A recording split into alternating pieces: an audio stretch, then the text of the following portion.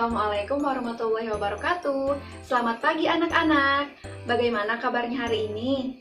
Semoga selalu dalam keadaan sehat ya. Bertemu lagi bersama dengan Ibu Aisyah. Nah, seperti biasa nih, sebelum kita memulai pembelajaran hari ini, alangkah lebih baiknya kita berdoa terlebih dahulu ya. Berdoa dapat dimulai. Berdoa dapat diakhiri. Oke anak-anak, sekarang kita tepuk semangat terlebih dahulu ya, supaya kita bisa mengikuti pembelajaran hari ini sampai akhir dengan semangat. Tepuk semangat. Semangat. Semangat. Euy.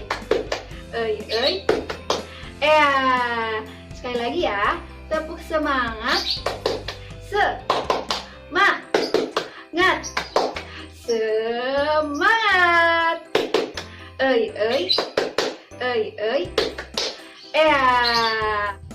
Nah, semuanya sudah semangat ya. Coba sekarang persiapkan terlebih dahulu alat tulis menulisnya dan duduk dengan nyaman supaya kalian bisa lebih fokus dalam menyimak video pembelajaran hari ini.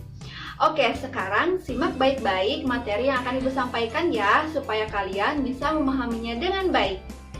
Nah, pada pembelajaran sebelumnya kita telah membahas tentang sumber energi air. Ada yang masih ingat apa yang dimaksud dari sumber energi? Iya, betul ya, sumber energi adalah segala sesuatu yang menghasilkan energi. Energi sangat dibutuhkan di dalam kehidupan. Kenapa? Karena di dalam aktivitas kehidupan kita sehari-hari itu sangat membutuhkan energi. Bukan hanya untuk aktivitas sehari-hari, energi juga sangat dibutuhkan oleh hampir di segala bidang kehidupan, seperti bidang industri, bidang transportasi, dan lain sebagainya. Coba, di sini ada yang tahu apa saja jenis-jenis dari sumber energi itu? Nah, supaya kalian bisa mengetahui apa saja jenis dari sumber energi, maka tujuan pembelajaran hari ini yaitu yang pertama, kalian dapat menjelaskan makna dari sumber energi beserta jenisnya dengan tepat. Yang kedua, dapat menjelaskan manfaat dari sumber energi matahari dalam kehidupan sehari-hari bagi kehidupan manusia, hewan, tumbuhan, dan alam dengan tepat. Dan yang ketiga, dapat membuat laporan hasil wawancara mengenai manfaat sumber energi matahari bagi kehidupan sehari-hari, seperti bagi kehidupan manusia, hewan, tumbuhan, dan alam dengan tepat. Untuk itu, hari ini kita akan belajar tentang makna dari sumber energi beserta jenisnya, manfaat dari sumber energi matahari bagi kehidupan manusia, hewan, tumbuhan, dan alam. Lalu kita akan belajar tentang membuat hasil laporan wawancara mengenai manfaat dari sumber energi matahari bagi kehidupan sehari-hari seperti kehidupan manusia, hewan, tumbuhan, dan alam. Indonesia memiliki banyak sekali sumber energi, mulai dari sumber energi minyak dan gas yang disebut migas, bahkan yang non-migas atau sumber energi yang bukan minyak dan gas. Nah, sumber-sumber energi tersebut tersebar di seluruh pulau-pulau di Indonesia. Nah, kita harus bisa memanfaatkan sumber-sumber energi tersebut dengan bijak demi kesejahteraan bersama. Secara garis besar, sumber energi dibedakan menjadi dua jenis. Yang pertama, sumber energi yang tidak dapat diperbarui, dan yang kedua, sumber energi yang dapat diperbarui. Sumber energi yang tidak dapat diperbarui merupakan sumber energi yang akan habis. Contohnya seperti minyak bumi, batu bara, gas alam, dan bahan tambang lainnya. Misalkan minyak bumi dan batu bara.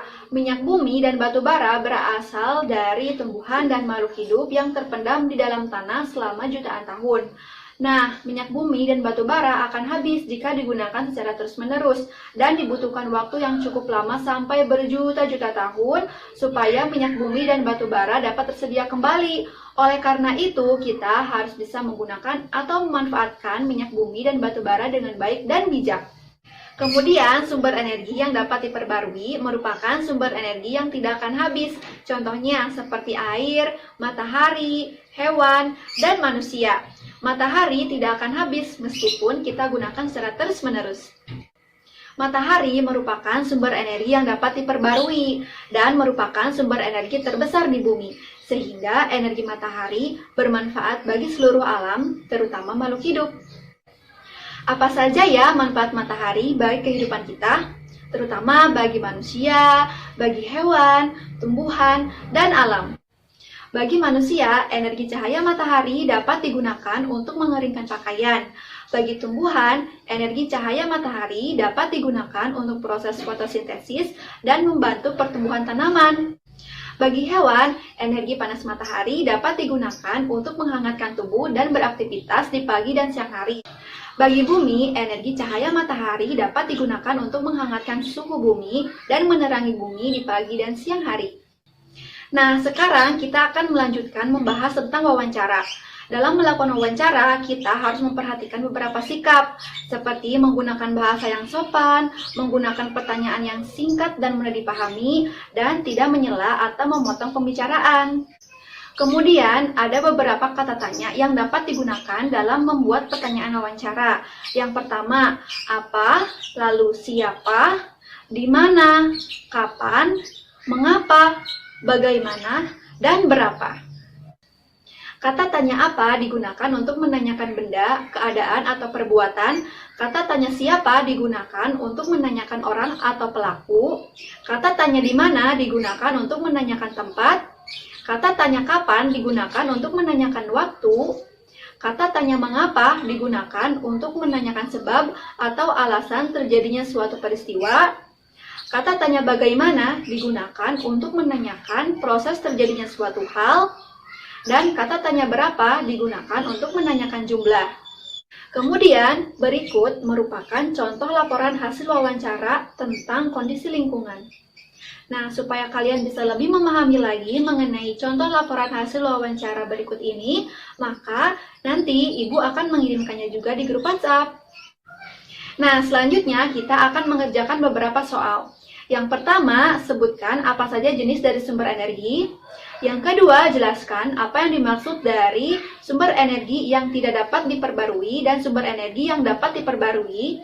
Yang ketiga, sebutkan aktivitas anggota keluargamu yang memanfaatkan sumber energi yang tidak dapat diperbarui minimal 3.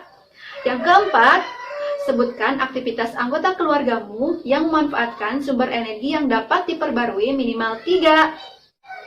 Jangan lupa dikerjakan di buku tulismu. Jawabannya potokan dan kirimkan ke Ibu ya. Ibu tunggu hari ini sampai pukul 9 malam. Dan Ibu juga akan mengirimkan lembar kerja peserta didik di grup WhatsApp untuk kalian kerjakan untuk melatih keterampilan kalian di rumah. Nah, setelah kita menyelesaikan soal-soal tadi, sekarang kita sudah berada di akhir pembelajaran. Apabila ada yang ingin ditanyakan, boleh langsung tanyakan saja ya melalui WhatsApp. Nah, sekarang coba kita ingat kembali apa saja materi yang telah kita bahas hari ini.